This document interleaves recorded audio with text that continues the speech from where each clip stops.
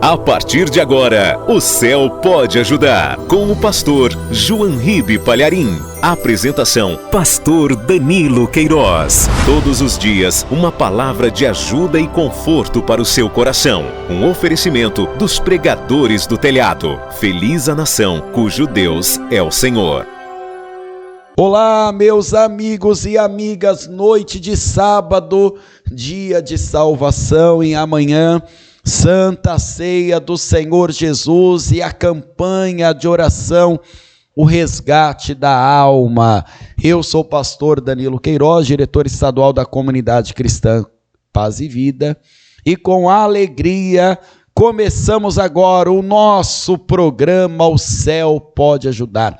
Deus abençoe você de Manaus, Deus abençoe você dos municípios do interior deste querido Amazonas, Deus abençoe você de todo o Brasil, talvez do mundo, que acompanha pelo YouTube Danilo Queiroz. Lembrando que este canal, ele foi removido pela plataforma, não temos a explicação, nós só refizemos o canal, começamos do zero. Então inscreva-se no canal, porque lá tem os depoimentos de Paz e Vida, lá nós temos as mensagens e a programação O Céu Pode Ajudar também, e até a nossa programação semanal de televisão, chamada Paz e Vida no seu lar. Certamente, todo o conteúdo da Paz e Vida vai edificar a sua fé e abençoar a sua vida. A campanha de oração que vamos começar de amanhã vai com certeza impactar a sua alma. O que o homem pode dar por resgate da sua alma? Quanto vale a alma? Tem gente que fala, não tem preço. Errou, tem preço. Mas é um preço que não se pode pagar. Davi se tornou um homem muito rico. E ele chega a declarar, se eu vender tudo o que eu tenho, tudo, em troca de um só pecado que condena minha alma, um só pecado já nos leva para o inferno, os meus recursos se esgotariam antes de terminar de pagar. Só alguém foi capaz de pagar um único preço que salvou a sua alma. Não desperdice a sua alma na prostituição, na fofoca, na rebeldia, enganando o povo de Deus. Atenção, você que diz liderar um povo, cuidado com isso, tenha temor do Espírito Santo. Deus está te avisando há muito tempo. Não brinque com a sua alma, não brinque com a sua salvação. É melhor perder o status do que perder a unção. É melhor perder o negócio do que a intimidade com Deus. É melhor perder a fama do que perder o nome escrito no livro da vida. Campanha de oração, o resgate da alma, amanhã, domingo, com a Santa Ceia do Senhor Jesus. As parábolas da dracma perdida, do filho pródigo e da ovelha perdida, contadas pelo Senhor Jesus, têm um foco em comum. Todas ensinam sobre perda e resgate. Em cada uma delas, lemos sobre algo ou alguém de grande valor que é perdido. A mulher perde uma moeda, o pai perde o filho, e o pastor perde uma ovelha. Há um esforço dedicado para encontrar o que está perdido, refletindo a importância e o zelo que o dono sente por não achar a moeda, a ovelha e o filho. Quando recupera, há grande alegria e celebração. É assim que o nosso Pai se sente. Ele celebra o retorno de cada um que se arrepende e volta para Ele. O amor do nosso Deus é incondicional, e quem se arrepende e volta, recebe o seu perdão. Vem aí, na Paz e Vida, 7 semanas para o resgate da alma. 7 semanas para o resgate da alma. Dia 8 de setembro, domingo de Santa Ceia, e dia 13, sexta-feira, na Paz e Vida, mais perto de você. Para endereços, acesse pazevida.org.br. Quem você conhece que não está mais firme nos caminhos do Pai? Por quem você precisa clamar e orar para que haja arrependimento e perdão de Deus? 7 semanas para o resgate da alma.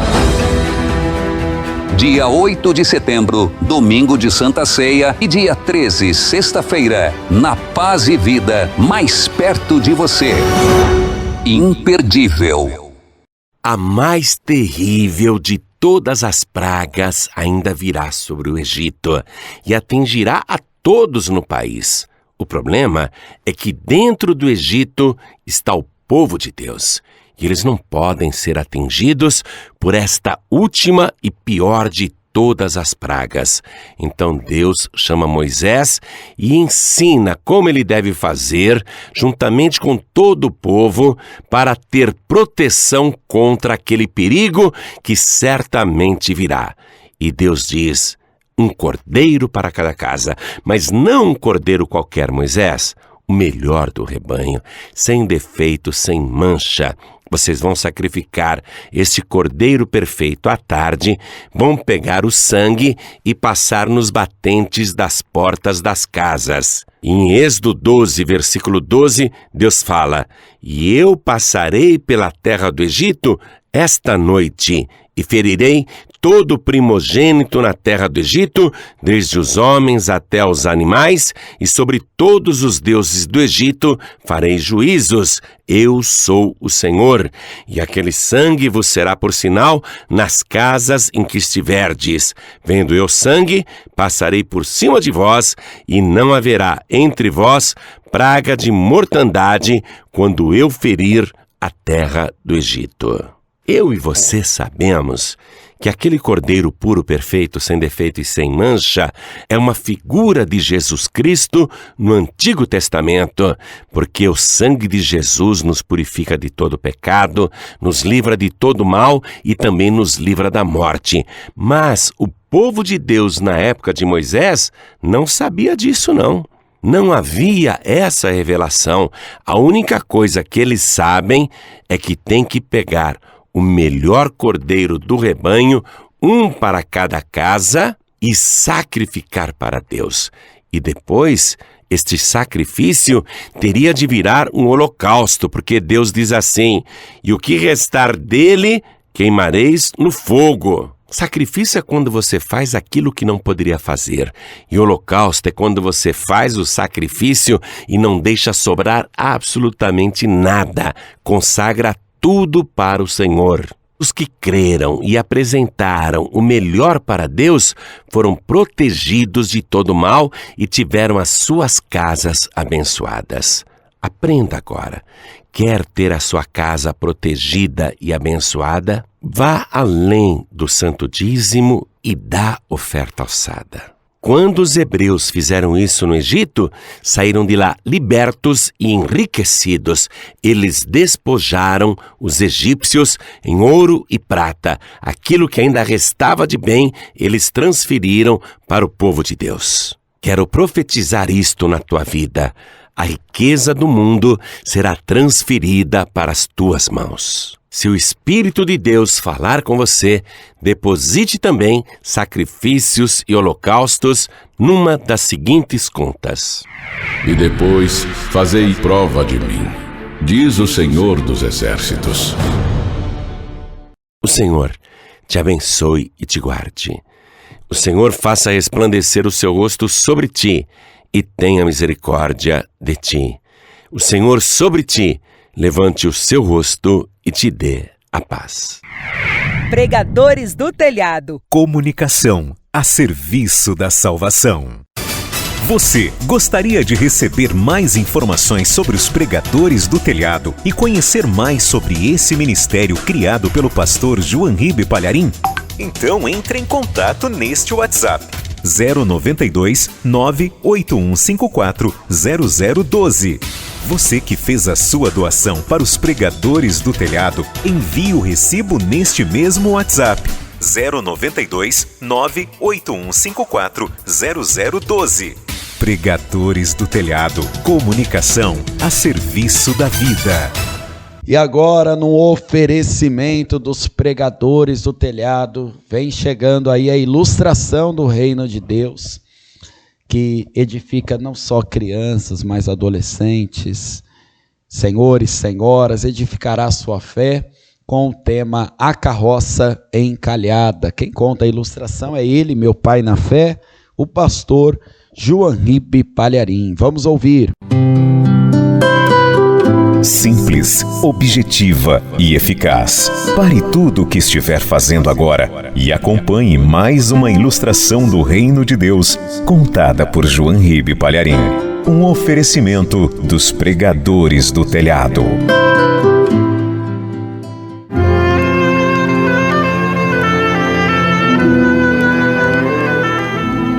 Um homem estava andando por uma trilha de terra numa carroça conduzida por um jumento.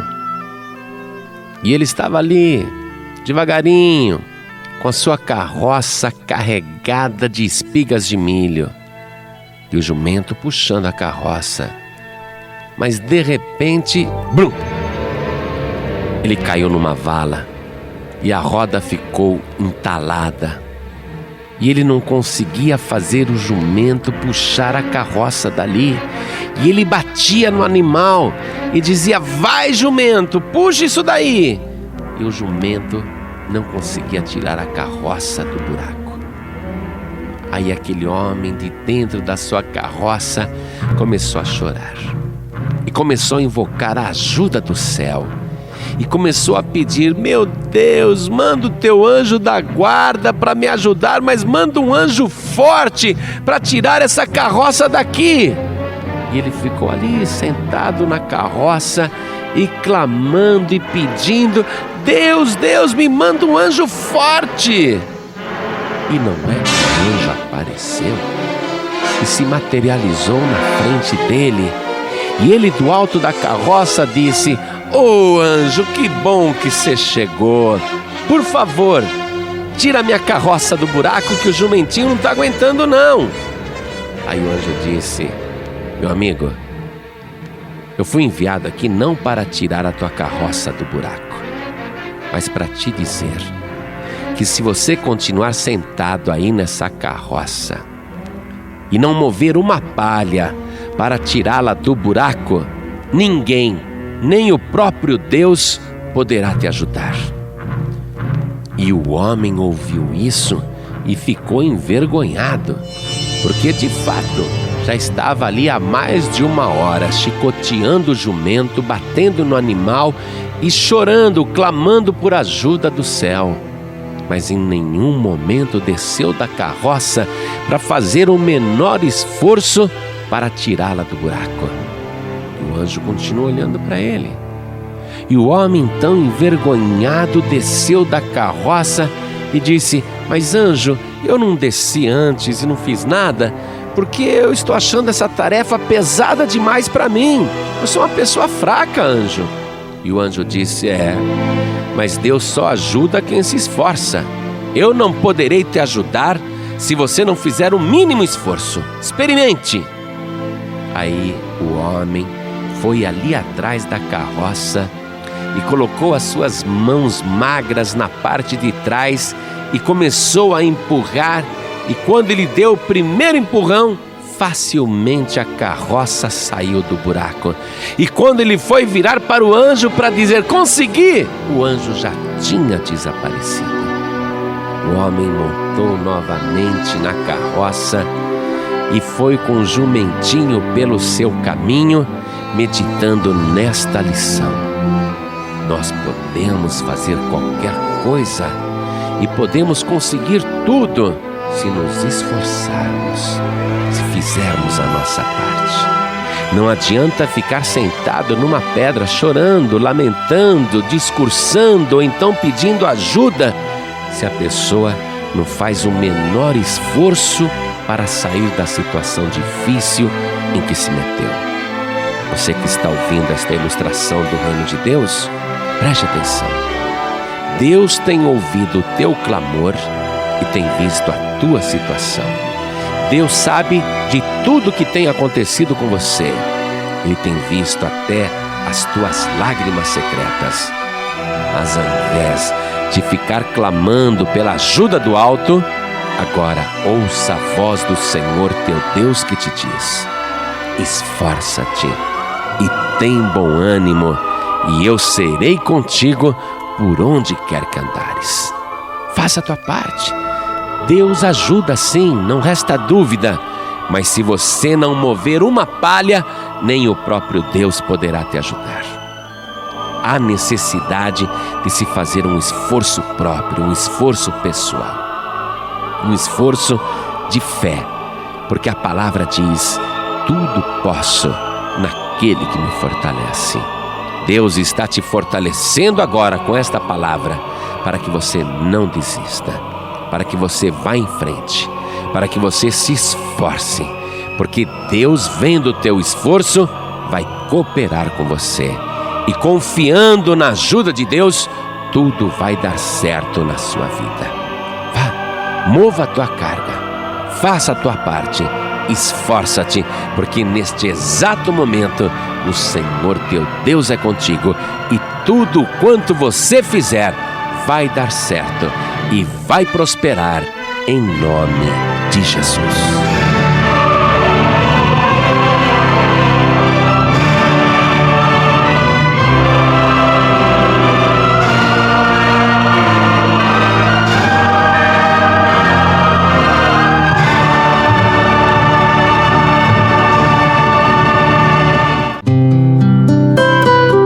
Você acabou de ouvir uma das ilustrações do Reino de Deus, contada por João Ribe Palharim. Entre no canal youtube.com/JoãoRibe e sinta-se à vontade para assistir e baixar gratuitamente esta e mais dezenas e dezenas de ilustrações sobre os mais variados temas. Jesus disse: o que de graça recebestes, de graça dai. Evangelização permitida, comercialização proibida. Este é um projeto patrocinado pelos Pregadores do Telhado. Saiba mais sobre este trabalho. Acesse pregadoresdotelhado.org.br. Comunicação a serviço da vida. Você quer receber agora esta ilustração do pastor João Ribe Palharim no seu WhatsApp? Então mande uma mensagem com a palavra-chave para este número: 11 91933 3377. 11 91933 3377. A palavra-chave é carroça. Campanha de oração, 7 semanas para o resgate da alma. Amanhã, domingo de Santa Ceia, às 8 da manhã, às 3 e às 6 da tarde, na Paz e Vida, mais perto de você. Para endereços, acesse pazevida.org.br. 7 semanas para o resgate da alma. Em Manaus, Avenida Constantino Neri, 3400, imperdível. A palavra de Deus, enviada com poder e autoridade, produz o resultado para o qual foi mandada. Acompanhe agora uma mensagem dos Encontros de Paz e Vida, ministrada pelo pastor João Ribe Palharim. Um oferecimento dos Pregadores do Telhado. Primeira carta de Paulo aos Coríntios, capítulo 11, versículo 23. Está escrito o seguinte: acompanhe comigo. Porque eu recebi do Senhor o que também vos ensinei, que o Senhor Jesus, na noite em que foi traído, tomou o pão e, tendo dado graças, o partiu e disse: tomai, comei, isto é o meu corpo que é partido por vós, fazei isto em memória de mim. Semelhantemente também, depois de cear, tomou o cálice, dizendo: este cálice é o novo testamento no meu sangue. Fazei isto todas as vezes que beberdes em memória de mim. Porque todas as vezes que comerdes este pão e beberdes este cálice, anunciais a morte do Senhor até que venha. Amém, igreja? Você crê na palavra de Deus? Então desocupe as tuas mãos e vamos dar a melhor salva de palmas para esta palavra. É esta palavra que realiza milagres na nossa vida. É esta palavra que opera. Então vamos aplaudir, vamos louvar a Deus por esta palavra. Porque o Senhor Jesus, Ele mesmo é a palavra de Deus, Ele é o verbo de Deus. Então aplaude o Senhor Jesus, aplaude a palavra de Deus.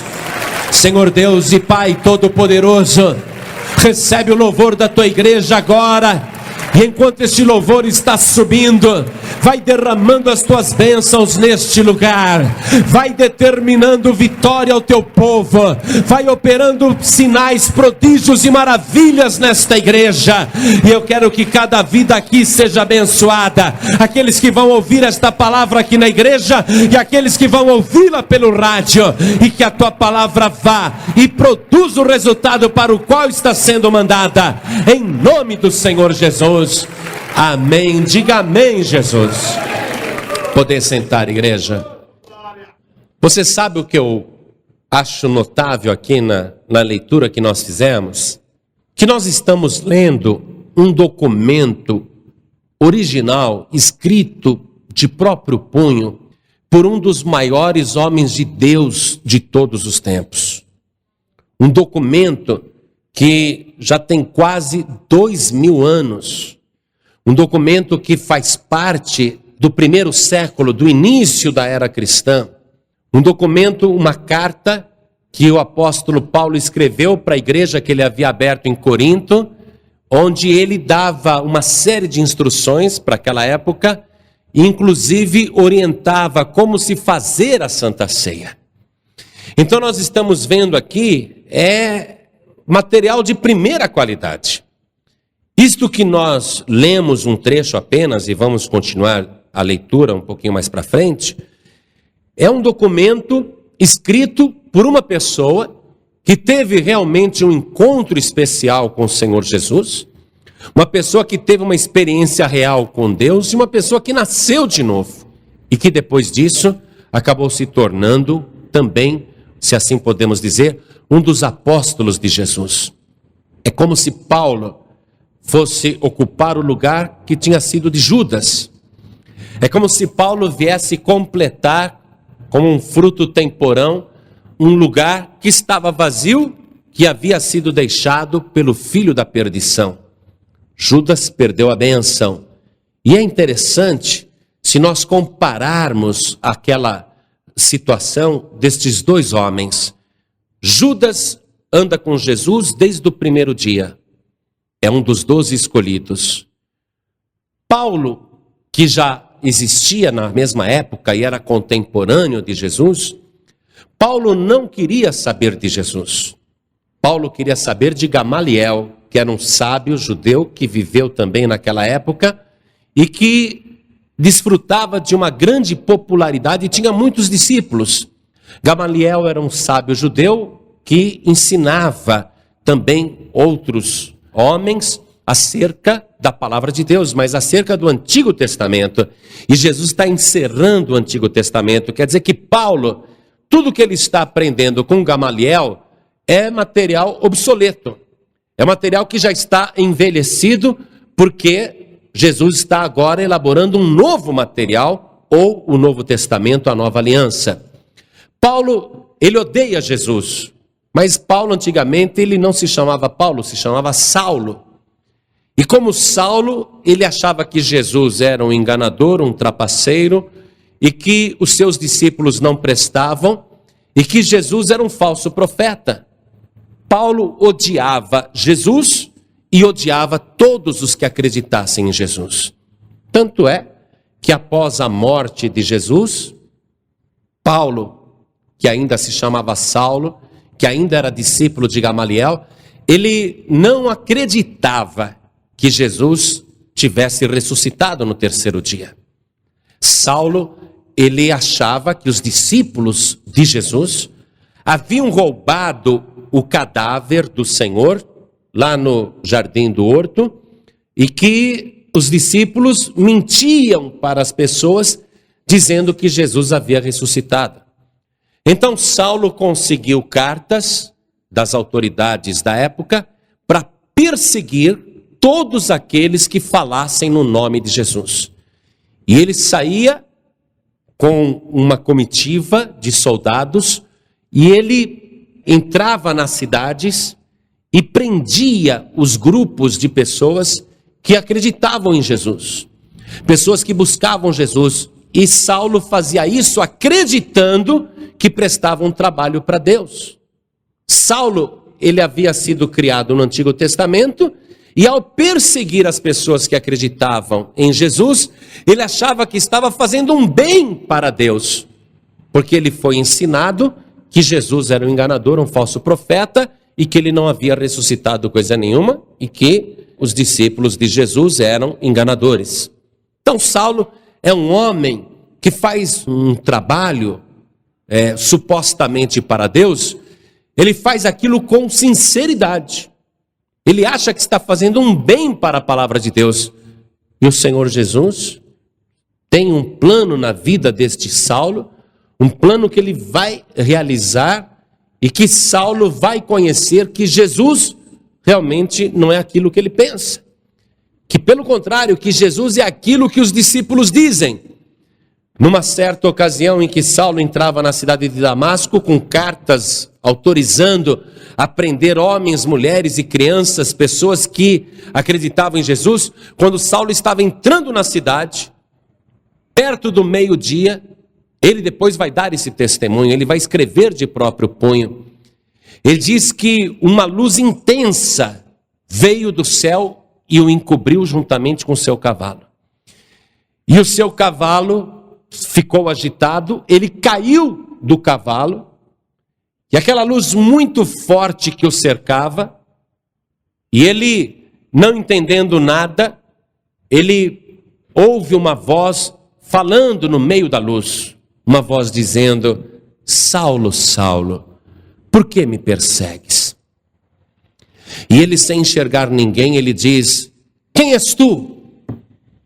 E a voz responde: eu sou Jesus Nazareno, a quem tu persegues. Dura coisa é para ti recalcitrar contra os aguilhões. Quer dizer, Saulo, eu tenho uma coisa para fazer na tua vida.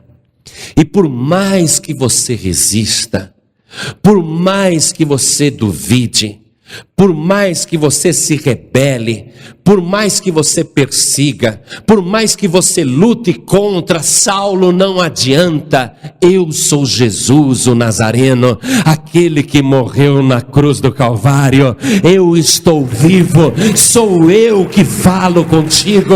Não adianta você resistir contra esta obra.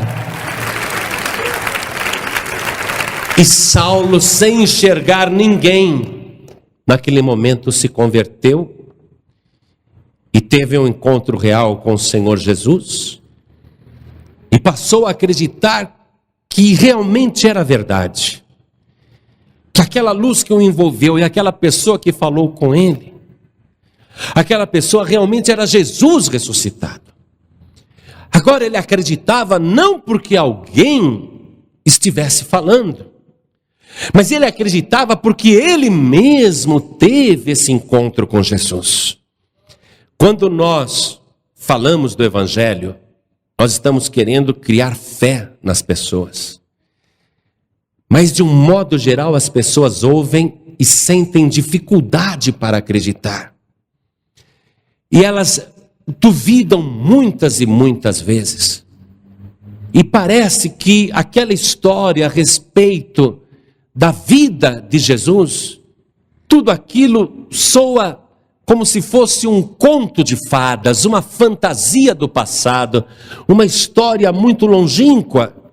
Quando a gente diz para você que esse escrito tem quase 2000 anos, você pensa que algo que está aqui se refere somente ao passado remoto, porque afinal de contas 20 séculos é muito tempo, 2000 anos é muito tempo. Então você acha a história até bonita, que linda história, mas faz 2000 anos, é coisa do passado. Sim, foi coisa do passado, mas também é coisa do presente, e é coisa do futuro, e é coisa permanente, é coisa eterna. Até hoje, você ouviu falar de Jesus, você leu sobre Jesus, mas eu quero te garantir isso com toda a certeza do meu coração. Aquele mesmo Jesus que apareceu a Saulo no caminho de Damasco, aquele mesmo Jesus está aparecendo para você dentro deste lugar, porque Ele está dentro desta igreja. Aquele mesmo Jesus continua vivo e Ele não morreu. Ele morreu sim, é verdade, mas ressuscitou dos mortos e está vivo pelos séculos dos séculos. Pode passar mais 2000 anos, e se Jesus não voltar, Ele vai continuar vivo, e Ele vai continuar agindo, e Ele vai continuar operando, porque Ele mesmo disse para João: João, eu sou aquele que vive. Eu fui morto, mas eis aqui, eu estou vivo e tenho nas minhas mãos as chaves da morte e do inferno. Jesus mostrou estas chaves para João. João viu as chaves nas mãos do Senhor Jesus. Ele tem as chaves do inferno, ele tem as chaves da morte, e o que é mais impressionante, ele está vivo pelos séculos dos séculos, para garantir a todas as gerações, para garantir durante todos os séculos, que Ele é a única pessoa que pode abrir a porta do céu. Ele é a única pessoa que pode fechar as portas do inferno. Ele é a única pessoa que pode trancar a morte e dizer: morte, aqui você não entra. Saulo teve esse encontro com Jesus, e aí se converteu. O resto você já sabe. Será que Saulo poderia imaginar que o Senhor Jesus tinha um plano tão grande na sua vida, que Saulo ocuparia um lugar especial entre os apóstolos do Senhor Jesus, se destacando até mais do que o próprio Pedro, se destacando mais do que os outros que estavam ali dia a dia com Jesus? Jamais passou isso pela cabeça de Saulo. Mas a partir do momento em que ele teve aquele encontro com Jesus, ele começou a dizer para todo mundo que de fato era verdade. Jesus estava vivo, ele havia conversado com Jesus, que não era lenda, nem mentira, nem trapaça. Ele teve um encontro com Jesus. Naquele encontro ele ficou até cego. Ele ficou 3 dias sem enxergar nada. Durante 3 dias a luz que ele viu foi tão intensa que ele, depois que a luz desapareceu, ele ficou cego. E ele recebeu a oração de um homem de Deus que, colocando as mãos sobre ele, orou, e caíram dos seus olhos como que umas escamas, e ele voltou a enxergar. Então Saulo, ele dava esse testemunho para todo mundo. Ele chegava para os judeus daquela época. Ele dizia: olha, vocês me deram cartas para prendê-los, para proibi-los de adorarem o Senhor Jesus, mas eu estou devolvendo essas cartas, essas autorizações. Eu estou entregando para vocês, dizendo que eu não vou mais fazer esse trabalho. Eu não vou mais perseguir as pessoas que acreditam em Jesus. Eu não vou mais espalhar que é mentira, que Jesus está morto. Eu não vou mais dizer isso, porque eu mesmo tive um encontro poderoso com Jesus, e eu posso garantir: o homem realmente está vivo, o homem realmente é poderoso, ele realmente é o Filho de Deus, ele realmente ressuscitou, ele é o Filho de Deus. Agora Saulo passa a ser perseguido pelos antigos aliados. Acontece assim mesmo. E acontece, inclusive, nos dias de hoje. Eu ouço tantos testemunhos, as pessoas dizerem assim: olha, eu não gostava de crente. Eu falava mal dos pastores e falava mal das igrejas. Eu zombava das pessoas que tinham esta fé. Eu escarnecia, eu brincava, eu zombava. Para mim era muito divertido. Eu não queria saber de igreja nenhuma. Eu não queria entrar numa igreja evangélica nunca. Mas agora a coisa mudou. Eu que antes atirava pedra nas igrejas, agora eu não vejo a hora de chegar o momento de estar dentro da igreja para glorificar o nome de Jesus, porque eu sei que Ele está vivo, e não vivo apenas lá no céu, Ele está vivo dentro de mim, e eu posso dizer isso com certeza. Eu falei com o Senhor Jesus, o homem está vivo de verdade. Quantas pessoas aqui antigamente estavam nessa situação como Saulo? Zombavam, escarneciam, falavam mal, perseguia, e hoje está dentro da igreja feliz da vida. Pode levantar a mão, não fica com vergonha não. Olha só. Levanta mais alto a mão. Eu gosto tanto disso. Eu gosto tanto de ver isso. Esse mesmo pessoal que usava as mãos para tirar pedras, agora está usando as mãos para glorificar o nome do Senhor, para dar o testemunho. O homem está vivo. Ele é o Filho de Deus. E Saulo, que depois se tornou Paulo, fez esta maravilha que nós acabamos de ler aqui. Quantas cartas ele escreveu, coisas tremendas. O que eu acho também que vai acontecer com você é igualzinho o que aconteceu com Saulo. Porque não vai ficar só na primeira parte, você entendeu? Qual foi a primeira parte? Antes perseguia, falava mal do caminho e maltratava. Aí depois se converteu. Até aqui, tudo igual. Mas e depois daqui? O que aconteceu com Saulo? Ele se tornou Paulo e passou a ser o apóstolo dos gentios, isto é, o pregador dos pagãos. Ele começou a viajar por todo o mundo antigo, pregando esta grande novidade, que Jesus havia ressuscitado, Ele é o Filho de Deus. Então, é isto que tem que acontecer com você também. Até aqui, a tua história está igualzinha à de Saulo, e tem que continuar igual. Eu te declaro em nome de Jesus, e esta é uma palavra que eu estou liberando para a tua vida.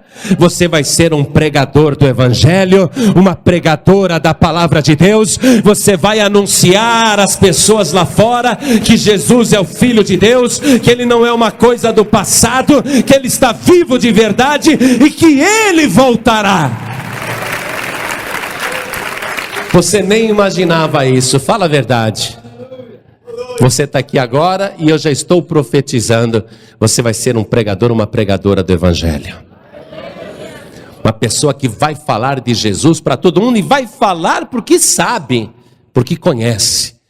Paulo, depois ele nem se incomodou mais de ser perseguido, apanhar, foi 2 vezes apedrejado, esteve como morto, ele participou de experiências trágicas por causa do Evangelho, muitas e muitas vezes foi açoitado, muitas e muitas vezes foi torturado, proibido de falar do Senhor Jesus, e finalmente ainda, ele vai ser decapitado, vai morrer em Roma por causa da sua fé cristã. Ele vai dar a vida para Jesus. Por isso que Jesus teve tanta paciência com ele. Quando Jesus o encontrou naquele dia, caído no caminho de Damasco, Jesus tinha um plano. E quando Jesus mandou Ananias orar por Paulo, Paulo não imaginava o amor que o Senhor Jesus tinha por ele. Quando Paulo recebeu aquela oração e a sua cegueira foi curada, ele não sabia o quanto o Senhor Jesus o amava. Mas ele vai descobrir isto, que Jesus o amava antes até dele amar o Senhor Jesus. Enquanto ele odiava Jesus e falava mal, Jesus estava ali amando, guardando, protegendo, preservando, e mesmo vendo as coisas erradas que Saulo fazia, o Senhor Jesus continuou guardando, protegendo e livrando. Foi isto que moveu o coração de Saulo.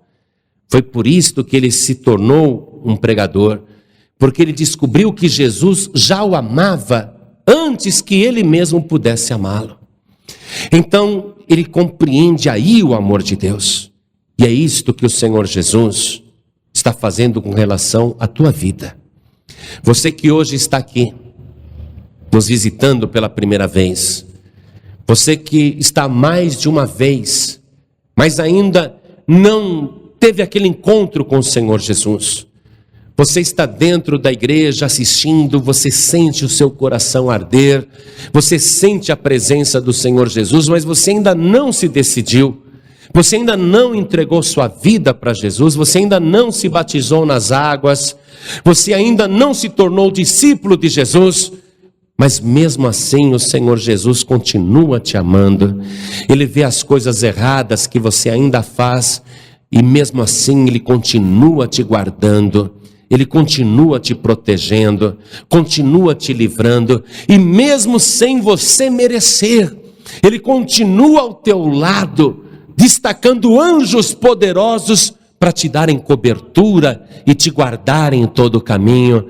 Você não imagina por onde você anda, por onde você vai, até por lugares mais tenebrosos, você não calcula a hoste celestial que te acompanha, você não calcula a quantidade de anjos que estão à tua volta, por onde você vai, a mão do Senhor Jesus está estendida sobre a tua vida, te livrando da morte, te guardando do perigo, te protegendo, te curando, te dando saúde, tudo isso para que um dia você veja claramente que Ele está na tua frente, que Ele está contigo. E quando o homem e a mulher descobrem isto, a sua vida é transformada. Saulo foi transformado, e ele deu essa instrução aqui. O perseguidor, aquele que agora é perseguido, aquele que prega o evangelho em todo o mundo antigo, está perturbando aquela geração. Onde ele entra, na cidade que ele vai, as autoridades ficam apavoradas. O comentário que se corre é o seguinte: aqueles que transtornaram toda a Ásia chegaram em nossa cidade. Onde Saulo, onde Paulo comparece, há um verdadeiro rebuliço. Ele é um homem que transtorna. A palavra que ele fala perturba. As autoridades perdem a autoridade, porque Paulo chega dizendo esta palavra que nunca ninguém disse antes. Uma palavra que é pura novidade, e é novidade inclusive nos dias de hoje. Paulo chega dizendo: existe um rei, existe alguém que morreu por nós na cruz do Calvário, um homem sem pecado, um homem que nunca cometeu qualquer iniquidade, onde não se achou qualquer perversidade, nenhum tipo de maldade, nenhum engano foi achado na sua boca. Um homem poderoso, capaz de curar leprosos, dar vista aos cegos, levantar paralíticos, ressuscitar os mortos, expulsar os demônios.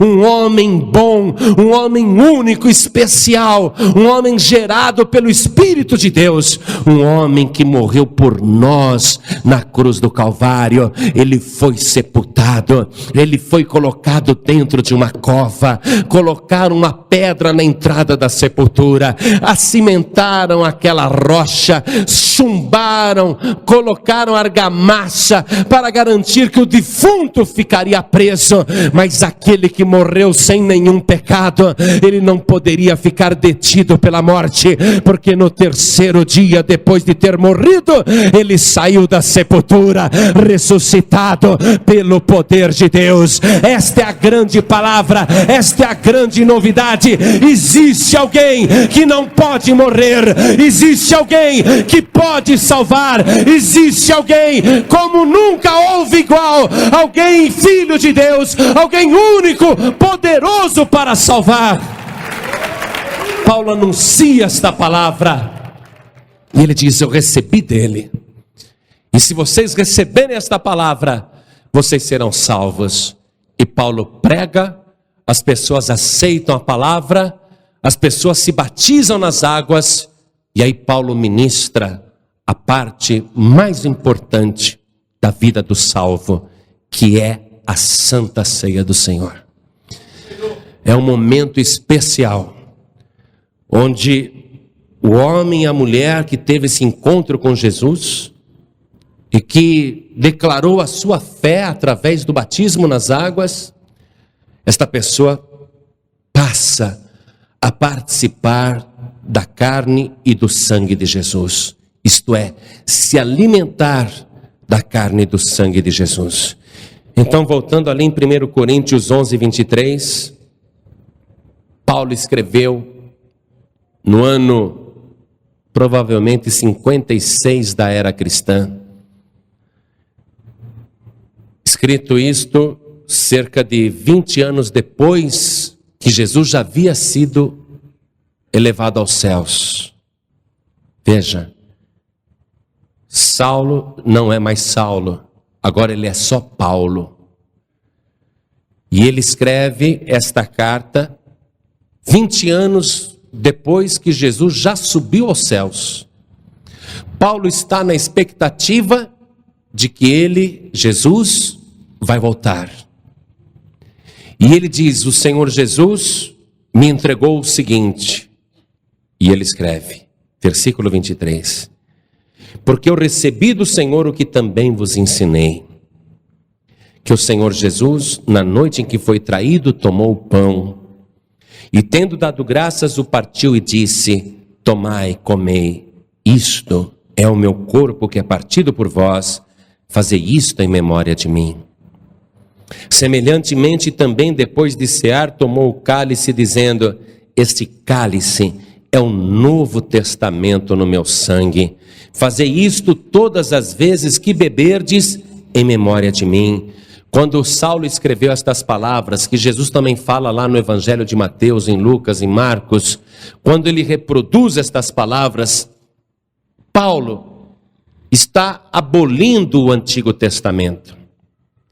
Paulo, que foi criado só no Antigo Testamento, ele está dizendo que agora há um novo testamento. Ele está confirmando que é realmente um novo documento. E ele diz: é uma nova aliança, que deve ser feita em memória do Senhor Jesus. Paulo aceita tudo isso e ensina as pessoas a aceitarem, porque eu recebi do Senhor o que também vos ensinei. Aquilo que ele recebeu, ele está passando para frente, dizendo: é isto que vale agora, é isto que deve ser feito. Nós temos que comer o pão como corpo de Cristo e beber o cálice com o vinho como sangue de Cristo. E isto deve ser feito em memória do Senhor Jesus, porque foi Ele que pediu, foi Ele que determinou fazer isto em memória de mim.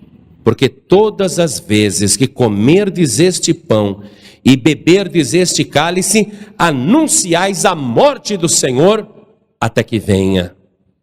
Então a Santa Ceia, ela tem que trazer à nossa memória estes dois fatos. Jesus morreu e Jesus vai voltar. Como que alguém morto pode voltar? Só pode voltar se estiver vivo. Então ele está dizendo, aqui no versículo 26, anunciar a morte do Senhor até que venha. Esta é a palavra, a morte do Senhor Jesus. Tem que se falar da morte do Senhor Jesus até que Ele venha.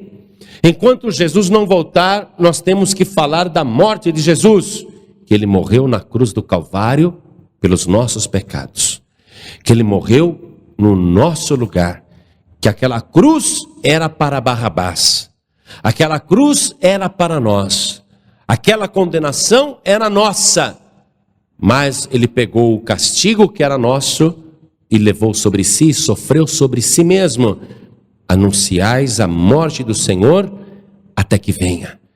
Então nós estamos fazendo isto agora. Aquilo que ele foi passando chegou até o nosso tempo e chegou até os teus ouvidos. Nós temos que fazer isto em memória do Senhor Jesus, lembrando tudo que ele sofreu por nossa causa, a morte trágica que ele sofreu para nos salvar, em memória de Jesus. Nos lembrarmos disso até que ele venha. E Paulo, continuando no versículo 27, ele diz que o homem e a mulher não pode beber deste cálice nem comer este pão indignamente.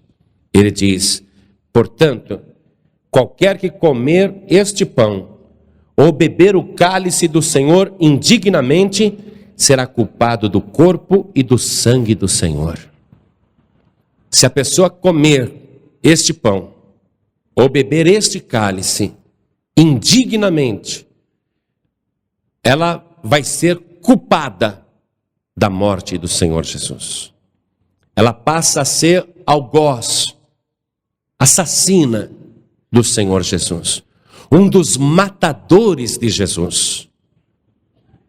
A pessoa não pode participar indignamente, porque senão será culpada da morte de Jesus. E ele diz como é que a pessoa então se prepara para participar dignamente da ceia, para que a pessoa não faça bobagem, para que a pessoa não participe indignamente sendo culpada da morte de Jesus. Ele diz no versículo 28, examine-se, pois, o homem a si mesmo, e assim coma deste pão e beba deste cálice. Não se pode participar da Santa Ceia sem esse autoexame. O próprio homem, a própria mulher, se examina a si mesmo e aí vê se participa ou não da Santa Ceia. Nós tivemos que tirar um pastor da Paz e Vida que estava na frente de uma igreja, tivemos que tirá-lo da frente da igreja. Porque, você sabe, a igreja vai crescendo, começa a ter muitas igrejas, e às vezes não dá para a gente acompanhar em detalhe o que está acontecendo em cada igreja. Mas ficamos sabendo que o pastor, numa certa igreja da Paz e Vida, ele começou a determinar quem participava ou não da Santa Ceia. Ele começou a dizer, você não participa da ceia. Você pode participar. Não, você não participa. Não, você não vai participar. E ele começou a determinar quem participava ou não da Santa Ceia. E por causa disso ele foi tirado da frente da igreja. Porque não é o homem, o pastor, o padre, que tem que fazer o exame da pessoa. Quem tem que fazer o exame é a própria pessoa. Volte comigo aí no versículo 28. Examine-se, pois, o homem a si mesmo, e assim coma deste pão e beba deste cálice. Eu não posso chegar para você e falar, olha, você não vai participar da ceia. Nem o pastor, ninguém pode. A única pessoa que pode dizer isso é você mesmo. É você mesmo. Por isso que antes de participar da Santa Ceia, a pessoa tem que fazer esse autoexame, para que ela não participe indignamente, para que ela não coma e beba indignamente e seja culpada da morte do Senhor Jesus. Então vamos lá, versículo 29, porque o que come e bebe indignamente, come e bebe para sua própria condenação, não discernindo o corpo do Senhor. A pessoa tem que se autoexaminar e se livrar de comer indignamente. Porque se ela comer indignamente, ela vai comer para a sua própria condenação. E qual é o motivo da pessoa participar indignamente? Ela não está discernindo o corpo do Senhor. A pessoa tem que discernir o corpo do Senhor e o sangue do Senhor. Quando a pessoa olha para o pão e olha para o cálice, ela tem que ver o corpo do Senhor. Tem que discernir isto. Não pode participar como se participasse de um suco de uva, como se participasse de um pão feito na padaria. A pessoa tem que ver isto como o corpo de Cristo. Porque se ela não discernir o corpo do Senhor, ela vai ser culpada da morte de Cristo. Nós não damos a ceia para qualquer pessoa. Não damos assim. Entra um bêbado na igreja, não vai participar da ceia. A pessoa ainda não é batizada nas águas, não vai participar da ceia. Isso é lógico. Agora a pessoa já é batizada nas águas, a pessoa já conhece a palavra, a pessoa está na igreja, quem resolve se vai participar ou não é a própria pessoa. E a pessoa, para participar, tem que discernir o corpo do Senhor. Porque na noite em que ele foi traído, ele pegou o pão, partiu e deu aos discípulos, dizendo: tomai e comei, isto é o meu corpo que é partido por vós. Semelhantemente também, depois de cear, ele pegou o cálice, dizendo: este cálice é o novo testamento no meu sangue. Fazei isto todas as vezes que beberdes em memória de mim. A pessoa tem que ver no cálice o sangue de Jesus, o sangue que ele verteu na cruz do Calvário, o sangue salvador que purifica de todo o pecado. A pessoa tem que discernir o corpo do Senhor. Se não discernir, está participando indignamente. Se participar de qualquer maneira, está participando indignamente. Se não se autoexaminar, está participando indignamente.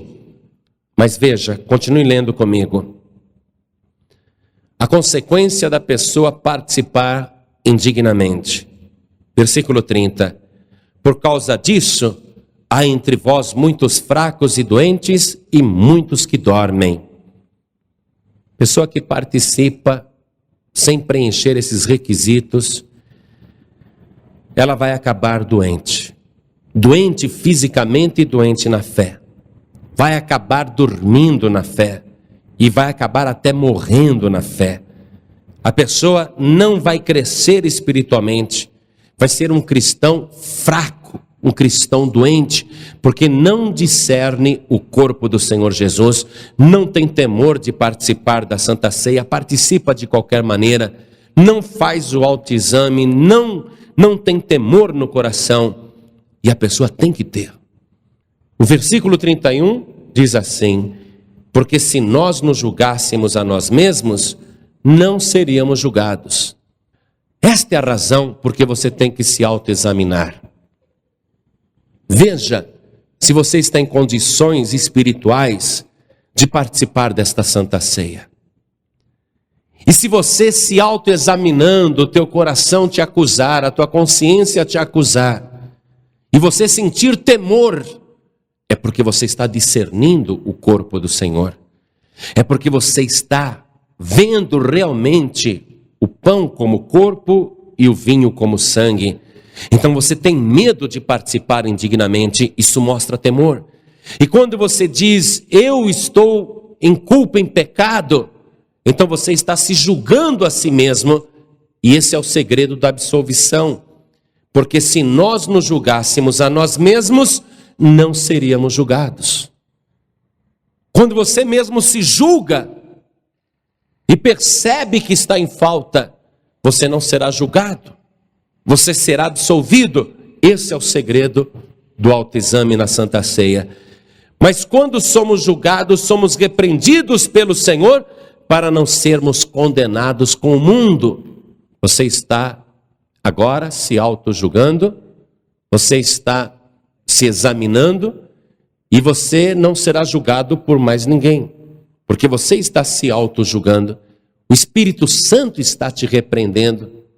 Você está dizendo: eu não posso mais agir assim, eu sou um cristão, eu sou um salvo, eu tive um encontro real com o Senhor Jesus, eu não posso viver desse jeito. O Espírito Santo está te repreendendo, dizendo: não faça mais assim, mude a tua vida, corrija o teu caminho. Mas quando somos julgados, somos repreendidos pelo Senhor para não sermos condenados com o mundo. A pessoa escapa da condenação a que o mundo já está destinado.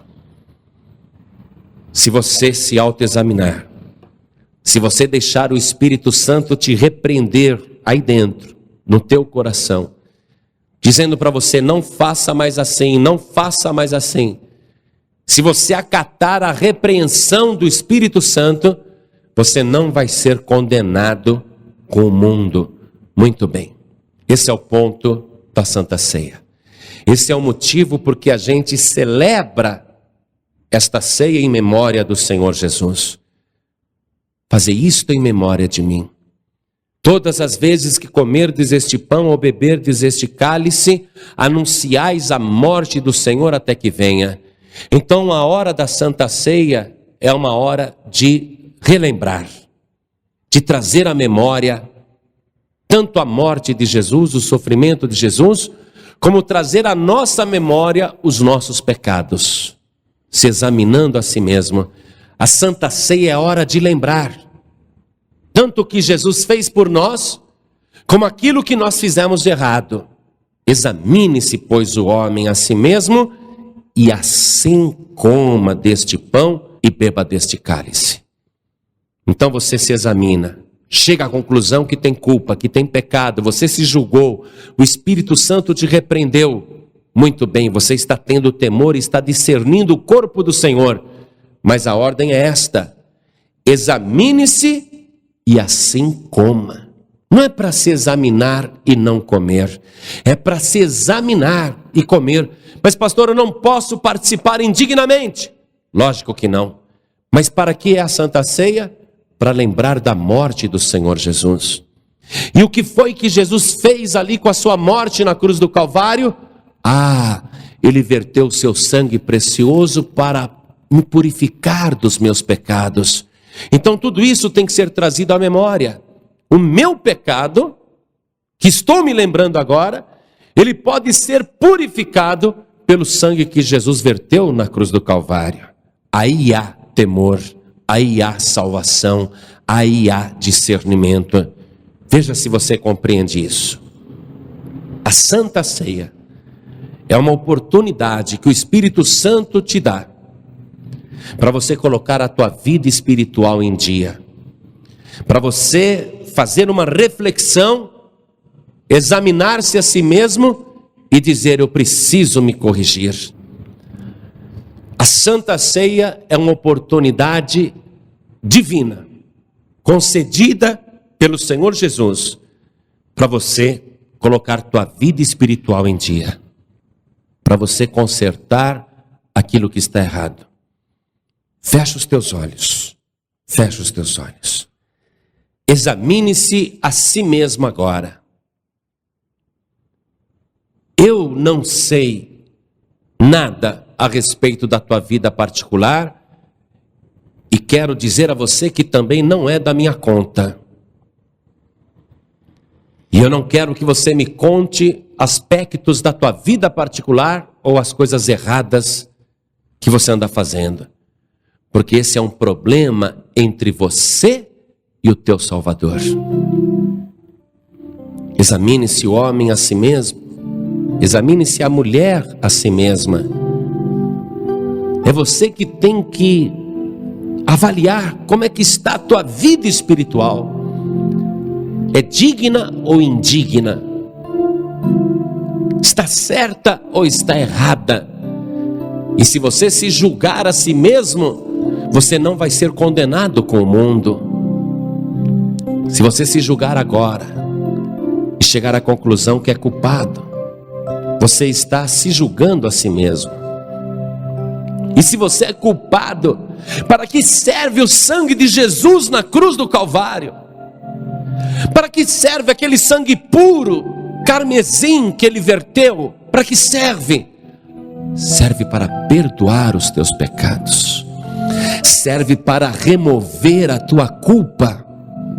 Serve para tirar a tua iniquidade. Porque o Evangelho diz que o sangue de Jesus nos purifica de todo o pecado. A Santa Ceia é para isso. Para você consertar tua vida. É para você colocar tua vida espiritual no altar de Deus.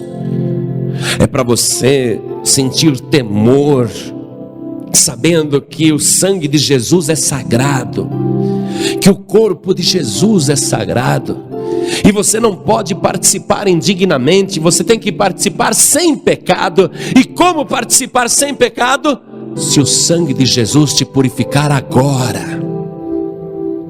Se mais uma vez o sangue de Jesus exercer na tua vida aquele poder de te transformar, de te limpar.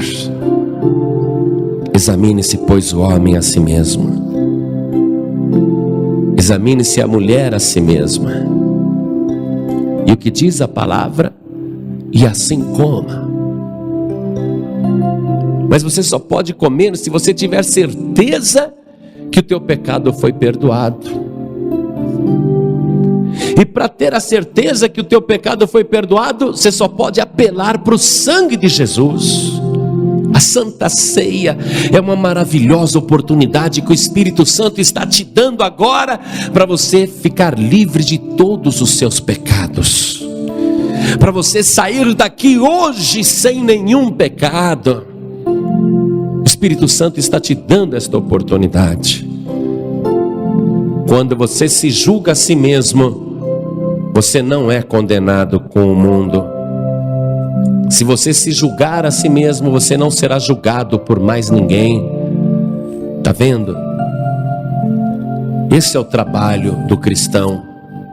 Se examinar a si mesmo, se julgar a si mesmo, se condenar a si mesmo, e aí dizer: eu sou um pecador miserável, eu preciso de Jesus, eu preciso do sangue que Ele verteu por mim na cruz do Calvário.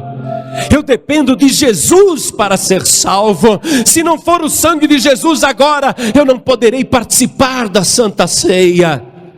Você volta a depender de Jesus.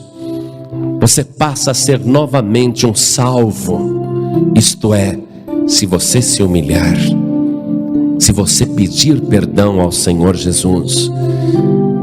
Você que se julgou, se autoexaminou, se condenou, agora você só tem uma chance, é o sangue de Jesus.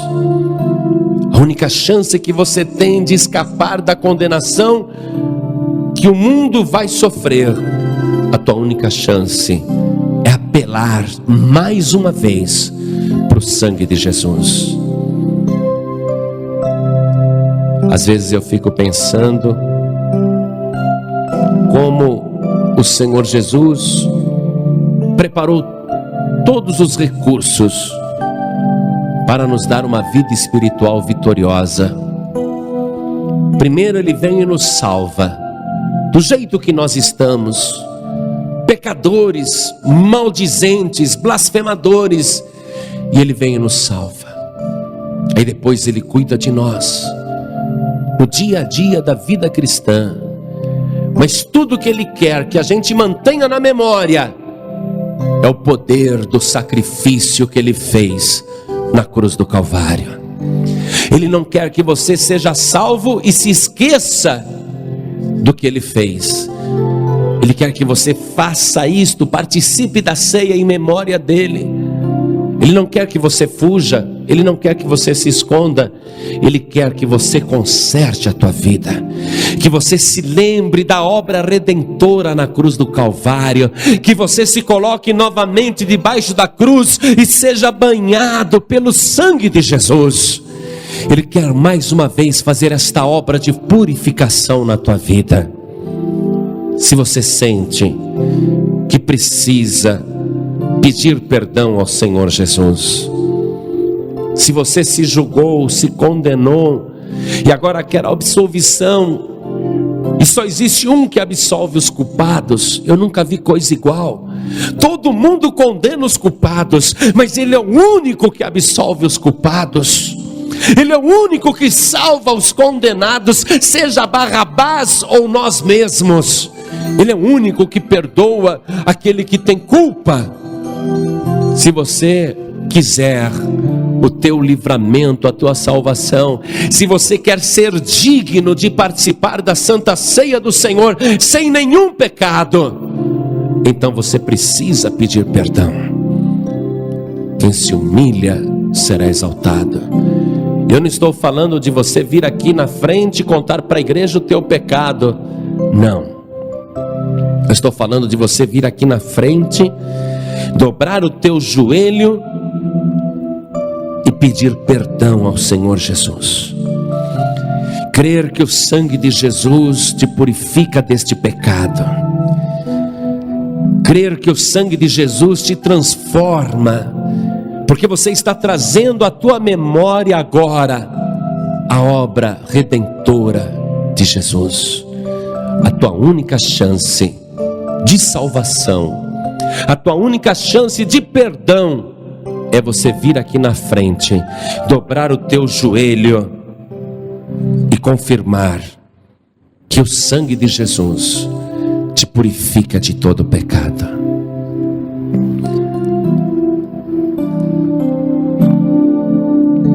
Às vezes o cristão fica tão acomodado que ele pensa que já é salvo e não precisa nem pedir perdão mais. E ele se esquece da obra que Jesus fez ali na cruz. A Santa Ceia serve para isso, para mostrar ao cristão que ele continua dependendo do sangue de Jesus para ser salvo. Porque qual é o homem que não peca? Me diga, qual é a mulher que não peca? Qual é o cristão que não peca? Qual é o homem, a mulher que pode chegar numa Santa Ceia e dizer: eu sou santo e vou tomar? Não, você não é santo coisa nenhuma, você é um pecador. E quando você reconhece que é um pecador, você volta a depender do sangue de Jesus. E o sangue de Jesus é o único que pode te purificar de todo pecado. Dobra o teu joelho aqui na frente.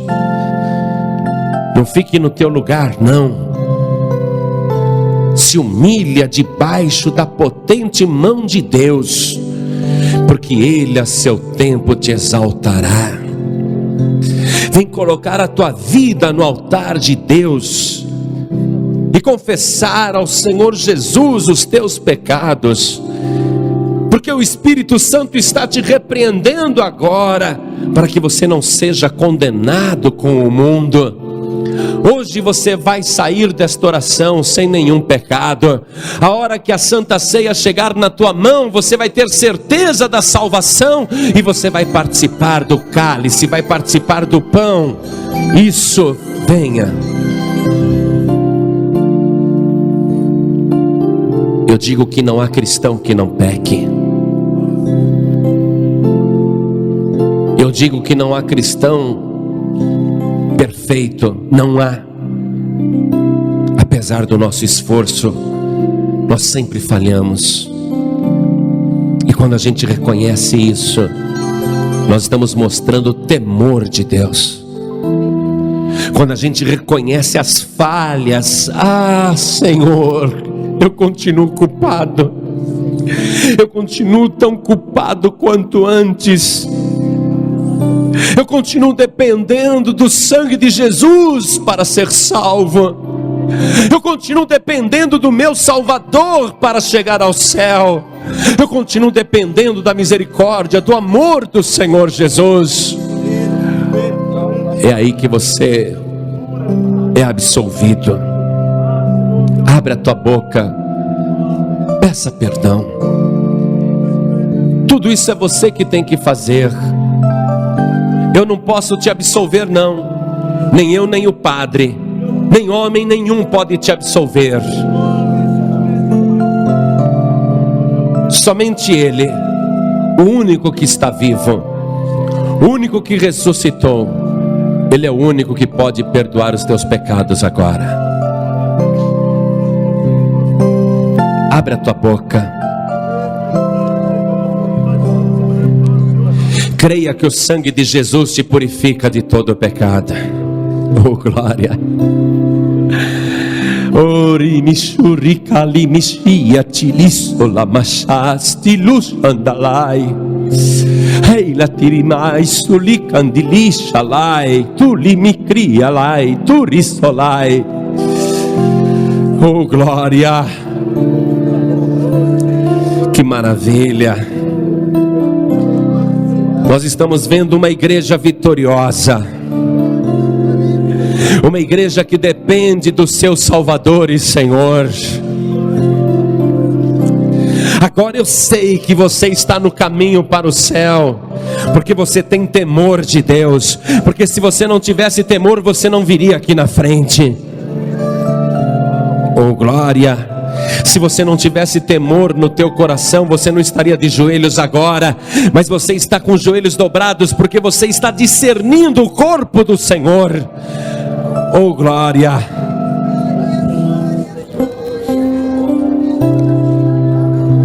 Senhor nosso Deus e nosso Pai, ó Deus das nossas vidas, ó Deus das nossas almas, o Senhor sabe o quanto é difícil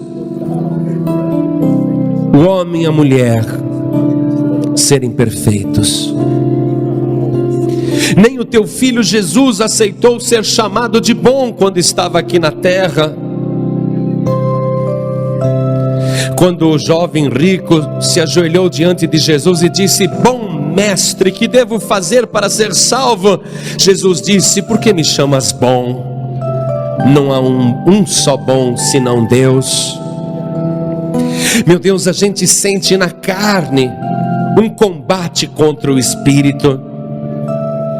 Nós sentimos na carne o peso do nosso pecado, das nossas falhas. E bem-aventurado o homem e a mulher que pode dobrar os joelhos e bater no peito e dizer: eu sou um pecador.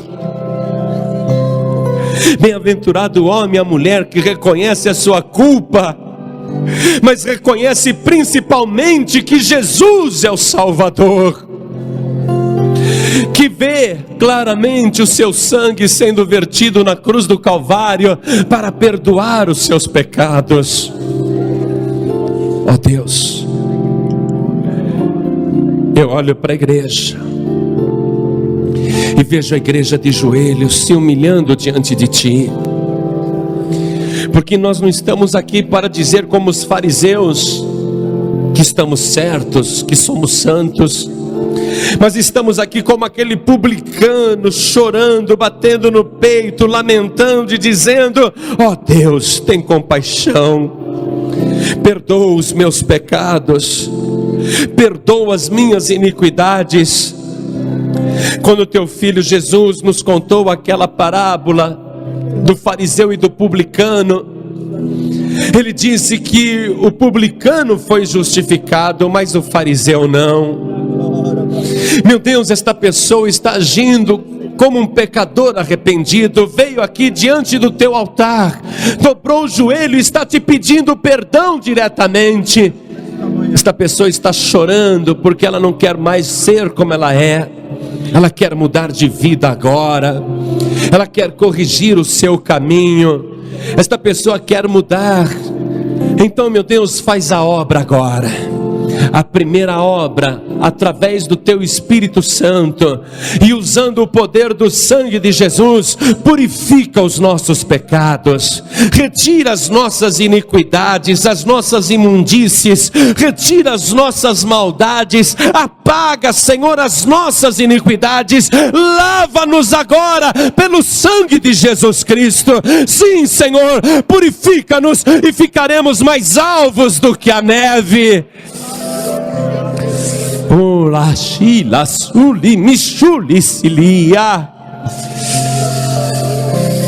Deus, oh Pai,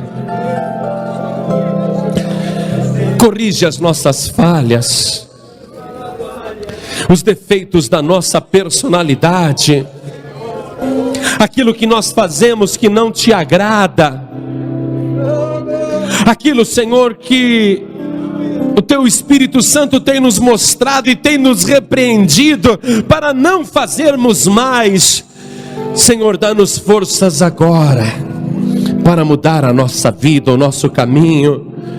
Dá-nos forças agora para nos corrigirmos, porque nós não queremos ser condenados com o mundo, nós não queremos estar no meio daqueles que dormem, no meio daqueles que são fracos. Não, Senhor, nós queremos ser fortalecidos pelo Teu Espírito Santo. Então corrige-nos agora, porque nós não queremos ser condenados com o mundo. Ah, Senhor, purifica-nos, liberta-nos, transforma-nos, corrige-nos. Ó Deus, conserta a nossa vida, dá-nos poder através do Teu Espírito Santo, porque não queremos fazer a nossa vontade, mas a Tua, Senhor. Faz a obra agora na vida de cada um de nós, porque toda a Tua igreja está prostrada. Sim, meu Deus, toda a igreja está reconhecendo que continua dependendo do único Salvador. Ah, se não fosse o sangue de Jesus, jamais seríamos salvos. Ah, Senhor, se não fosse o sangue de Jesus, jamais seríamos purificados. Completa a obra, porque nós queremos participar dignamente da Santa Ceia. O nosso coração está cheio de temor, por isso estamos te pedindo perdão com os nossos joelhos dobrados. Senhor Deus, o nosso coração está cheio de temor, porque sabemos que não podemos participar indignamente desta ceia. A única maneira de ficarmos livres desta culpa é através do sangue de Jesus. Nós estamos declarando agora que Ele continua sendo e sempre será o nosso único e suficiente Salvador. Nós estamos declarando aqui de joelhos que dependemos totalmente do Senhor Jesus para sermos salvos. Nós estamos confirmando que Ele é o nosso único Salvador. Oh Deus bendito, dá paz agora a este coração, dá certeza do perdão. Meu Deus, dá certeza ao coração do teu filho e da tua filha, que o seu pecado foi apagado, que a sua culpa foi retirada. Porque se o Senhor não nos der essa certeza, ninguém aqui vai tomar Santa Ceia. Porque toda a igreja está com o joelho dobrado, reconhecendo que é pecadora. Se o teu perdão não vier, Senhor, ninguém vai poder tomar a Santa Ceia. Nós estamos dependendo do teu perdão total agora, da certeza do perdão agora.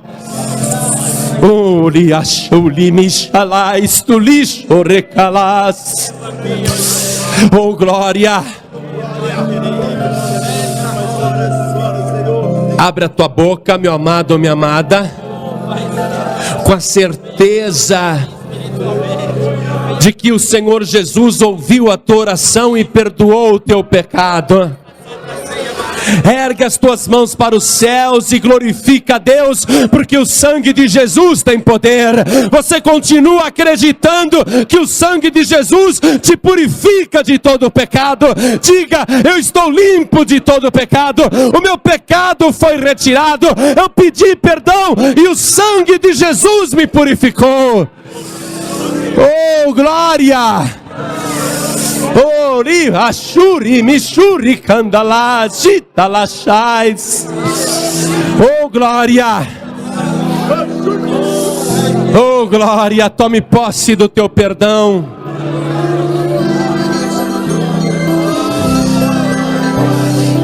Oh glória!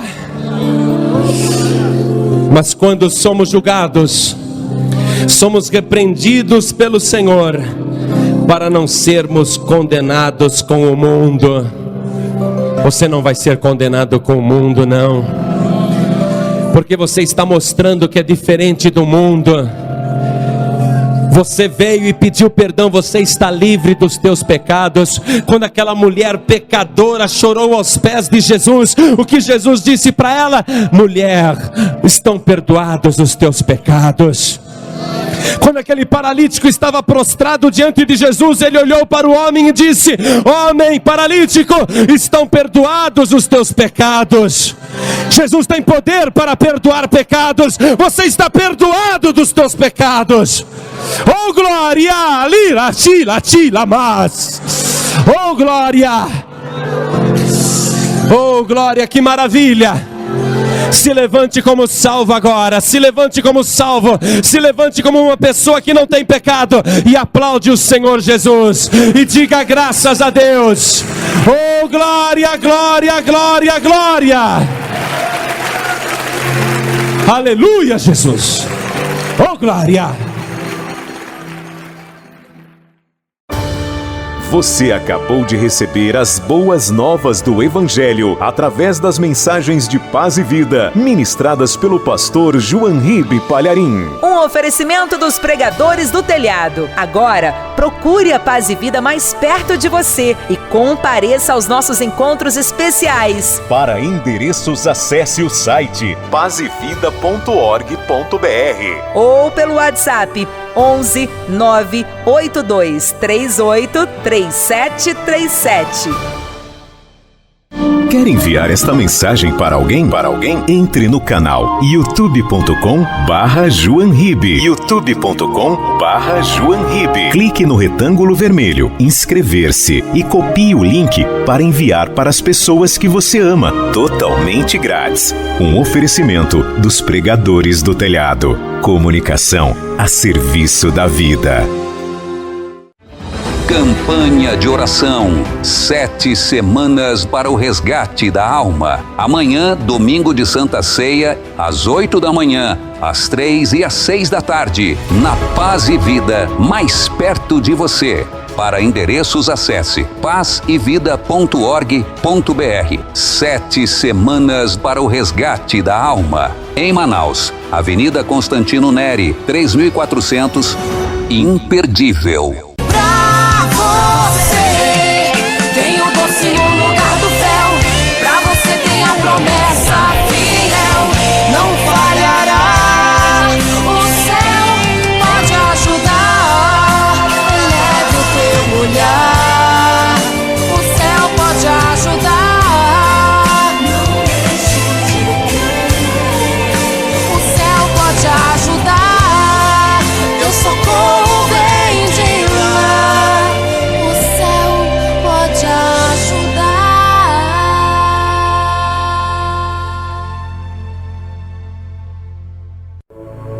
Você acabou de ouvir o programa O Céu Pode Ajudar. Apresentação: Pastor Danilo Queiroz. Um oferecimento dos pregadores do telhado. Feliz a nação cujo Deus é o Senhor.